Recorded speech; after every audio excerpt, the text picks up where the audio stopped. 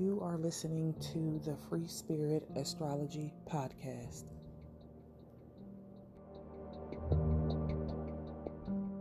Welcome to the Free Spirit Astrology Podcast. I'm your host, Brandy Williams. So glad you're here another week with me. We're going to jump directly into the transits with a major week for Venus. So today, Monday, August 25th, Venus is going to enter into the sign of Leo. So it's leaving its safe nesting place from Cancer and it's stepping out into some flashy hills in the sign of Leo where she is ignited by passion. Venus is the planet that represents the things that we value. It's all about what we value. It is how we magnetize the things that we value to ourselves. It's our self-esteem, it's our self-worth. It's the price that we ask for. It's what we find beautiful, what we create, what we feel we deserve, and how we ask to be loved and how we love others. So when Venus is in the sign of Leo, she's on fire for life. She's excited, she's theatrical, she's a wonderful performer. She performs from the heart, she's ready to create, she wants to have fun, to bring joy to her heart and to the hearts of other people.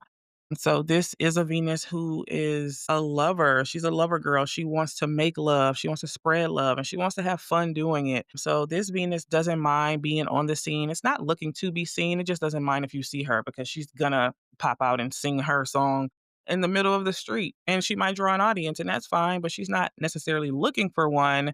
She's very comfortable, though. She's comfortable asking for her price. She's comfortable receiving compliments, support, and she's just as willing to pay the price and to praise and compliment others. Venus in Leo wants to give her values a place to be seen, a platform, and she wants her values to shine. She wants to celebrate her values. And by tonight, Venus in Leo is going to trine Saturn retrograde in Aries at 0 degrees and 25 minutes. This is a beautiful and sobering harmonious aspect between Saturn and Venus and Leo. And the wise elder mother archetype, Mama Saturn, is asking Venus something. She says, I see you stepping out. I see you celebrating. You putting your values out there for other people to see. You know, you got your light shining. But just a quick question.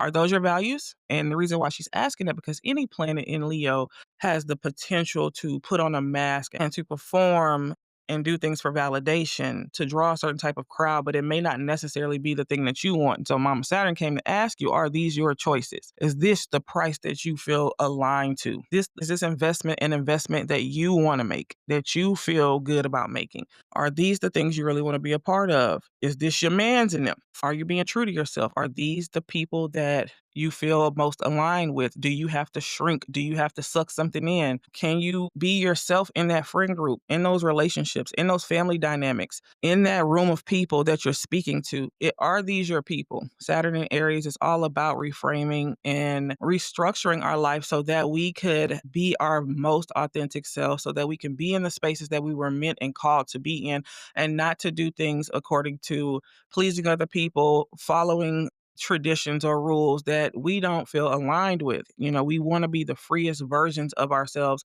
And Saturn might come on hard, but Saturn wants that for us too. So we want to make sure we're not going along to get along. All that's not truly aligned will be stripped away, especially because we're in eclipse season. And that is the moment where things are shedding.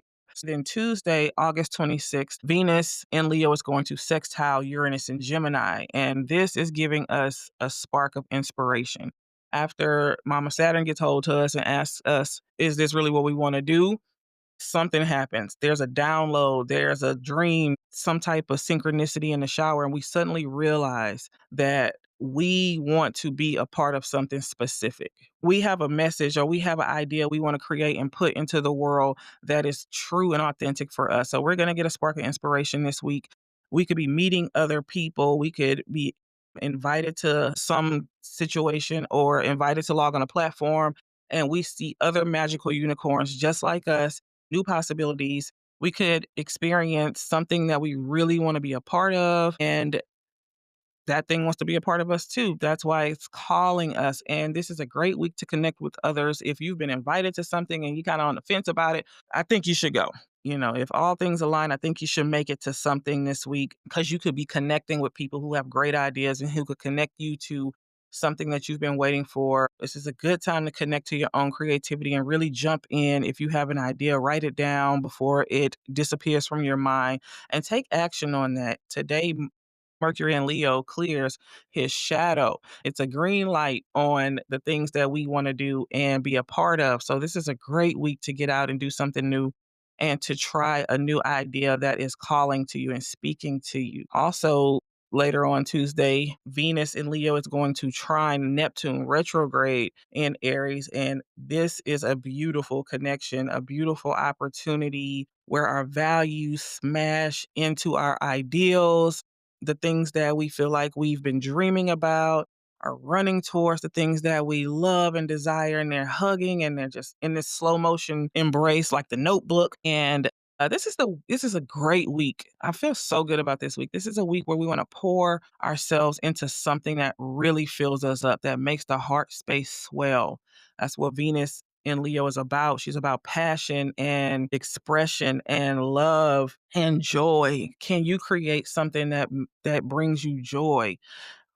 This is a week to pour into your art. This is an amazing transit to make something beautiful, to have a beautiful encounter, to see the humanness in other people, to see people with empathy and compassion, to love someone, to be loved by someone, to have these vulnerable conversations that increase our willingness to trust and to trust what we feel despite the things that we've been through. So, this can be an opportunity for deeper connections, deeper love for the people that you are close to, and love for all people. Just, a real humanitarian type of vibe where we love people, where we want to advocate for people, and where we can empathize and connect to people, even if they don't look like us and even if we don't share, any similarities. And on the flip side, we want to look out for any type of escapist type behavior, overindulgence, because Neptune is our planet of delusion and illusion, and it kind of dissolves boundaries. And Venus loves a good time. She loves to indulge. So we want to be mindful of too much sweet, too many drinks, too much shopping, impulse shopping, overeating. And we might feel extremely generous and just full of cosmic love, but maybe not buy everyone's groceries because, tomorrow your bank account still got to do some bank account things. So this is just such a good week for taking action and creating a passion project. And then by midweek, Venus is going to turn to the dark side. So this is where we hit an unexpected landmine. Venus in Leo is going to oppose Pluto retrograde in Aquarius. So Pluto's in Aquarius for the next 18 years, destructing and destroying wherever Pluto is to create something new, to create true authenticity, to create a different type of world, to destroy all of these old paradigms and these old systems.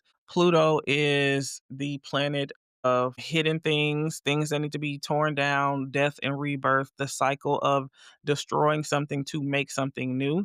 And it is going to oppose our planet of relationships, money, values, the things that we want to magnetize and call to ourselves. And what happens when Venus opposes Pluto is there is a wire that we didn't even know was there that's going to get tripped in relationships, in partnerships, between women, sisters, cousins, coworkers. There's something that is going to take place, or there's something that we're going to hear about taking place. And this could be a situation, this could be a statement, this could be something on the world stage. There's something that's going to activate buried fears and trauma. And this could be intentional, but more so, it's going to unintentionally awaken something that is very tender and very scary inside of us. And there's something that's going to be said or done that's going to activate our defense mechanisms. It's going to cause us to want to go in protection mode. There are going to be assumptions. There are going to be projections. There's going to be an attempt to regain power or exert force over somebody. There is possibly a situation, or argument, a conversation, something that's going to cause us to go into our fight, flee, or free cycles. And this is you getting the dibs before it happens, or maybe it happens today. And so, my dear friend, my dear best friend, who has been neck deep in shadow work with me, because if you are listening to this podcast and you've gotten this far, you've been looking at some shit because you wouldn't be interested in this if you haven't. Oh, my dear friend, is it you? Are you activated this week? Have we assumed something about someone and convinced ourselves that it was true? Or is someone doing that to us? Someone projecting onto us? And my guess is it's probably all of the above. If you're involved in something, somebody's projecting, you're fighting back, because we all have wounded inner children, and their instincts is to protect themselves from the people who couldn't protect them, and from the people who took things from them, who robbed them of childhood innocence and joy. And they are coming to the forefront to balance the playing field. So there are things that are going to be projected to us, by us, to the people around us. Maybe we are mentoring or coaching or counseling a person through something. And, this may have not happened yet, because this transit is going to be exact on Wednesday, the 27th. But for many people, it happens before that. And so if this is happening to you, or if this happens this week, come back and listen to this episode. And please, in the midst of a trigger, assuming that this is not a physically violent situation, which if it is, then please, by all means, fight, flee, breathe, so that you can have your mental faculties to get away however you can. Please get help. Please call for help. But assuming that I'm talking to someone who is not in physical danger, can we come back here and can we just pause for a second before we respond or react? And can we look at the things in our minds? Can we ask ourselves first, is this belief true? What is the heart posture of the person who has assaulted or offended me? Has this happened before? Do I believe that this person is really trying to hurt me? Or is this some past boo boo in the soul? Because Pluto also governs shit, like feces, like real shit. Like it governs a lot of like hidden, gunky underground things, underground money, secrets, scandals, all the stuff. And if someone is projecting onto us, we want to understand that we can't do anything else but acknowledge that they are affecting us, that they've hurt us, that they've offended us, and then to keep it honest with them and expose the behavior, bring it to their attention. Don't be a toilet. Don't let people shit all over you. Let someone you love know that they've hurt you, that they are doing something that feels toxic and abusive. I promise you, you will never ruin a solid relationship by being honest about your feelings. But you will absolutely ruin the relationship you have with yourself by letting someone treat you like shit. And you will ruin solid relationships with real, loyal, down for you ass people if you don't look at your shit and pull that shit out your soul so that you can connect to your inner wisdom and heal. There's a lot of us, most of us, many of us have horrible things that happen to us, and we've been assaulted emotionally, physically. But if you do not transmute the leftover residue of being abused and disempowered, you will assault the people who did nothing but try to love you and who are here for you and who just want to understand you. You cannot control anyone, not for long, because the primal instinct will always be to rise, reroute, and fight back. So if you feel like somebody is doing something to you and you need to place a boundary, the boundary is always yours to carry out. Anything that you are demanding someone else to do for your own safety is a rule. And we grown. You can't be giving grown people no rules. You got to give yourself those rules. So, this is just a tale of when love meets the dark side, when we get past the lovey-dovey phase and some things happen, or even in business, or even maybe feeling coerced to be a part of something that we don't want to be a part of. We just want to keep in mind that healthy relationships are equipped with personal boundaries, mutual respect, and collaboration. And unhealthy relationships that are displaying abuse will contain rules and mind games and an opponent like energy to it. Every man for himself type of vibe where we cut our love off from people and we don't remain teammates. And so that's just something to look at, and we're all trying to walk each other home. So it's no shame, it's no shade, it's just awareness so we can all be better humans. By Thursday, August 28th, Uranus in Gemini is going to make a 60-degree contact known as a sextile to Neptune retrograde in Aries. And these two planets together is significant. It's giving us an idea of what's possible, the things that we can't see, but that we can feel, the spark of psychic intuition individually and collectively. The collective is waking up. The collective is starting to see the man behind the green curtain, knowing that there's no Wizard of Oz. I feel like a lot of people are starting to understand and no longer relying on the colloquialisms of the devil is busy, the devil trying to bring me down, I'm cursed. And we are beginning to look at generational patterns, generational lies, and ignorance of not knowing things and how that has contributed to certain ideals and beliefs that some of us still have today, or we may feel conflicted. We're waking up individually and collectively. We're questioning the systems and the structures. We've been seeing the lies. We've been seeing goalposts being moved. We are questioning all the structures that be. We're questioning religions and spirituality and the people that a lot of us have been indoctrinated in. And a lot of us are asking, can't I still love God if I found God in nature and not in the church pews? How am I not invited to heaven? Because you said so, so and so said so, this book said so, but God sings me to sleep every night and God whispers love letters in my soul. How am I not one of God's children? And God told me that I was just because I don't look like, talk like, or think like people who say they're God's children. The collective is taking their spiritual awakening to the next level. We are in a higher self activation. We are in a spiritual activation and we are elevating and we are connecting to God in the ways that God is calling us to connect. And God is pleased. I believe God is pleased with us. I believe the divine is pleased if you don't believe in God. I believe that there is a cosmic intelligence that is pleased and that is collaborating and conspiring in the background to help you be exactly what you want to be and get exactly what you want.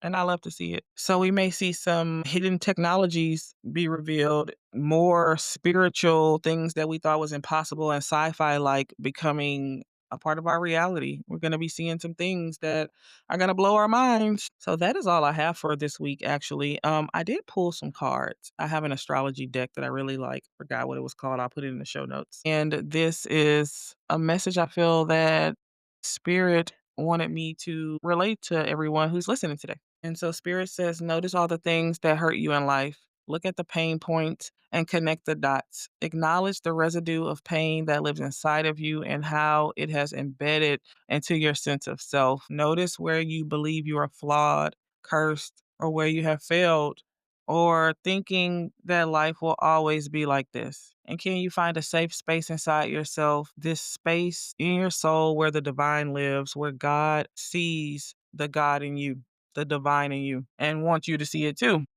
So, Spirit says the time has come for you to open your mind to the realm of possibility. Be deeply honest about what's working and what's not. Trust that your past has equipped you with everything you need to walk fearlessly into your future because you are a perfectly imperfect, multidimensional being who is not defined by any measure of failures or victories, but an ever changing, always evolving culmination of it all. You are everything, best friend. Until next time, bye.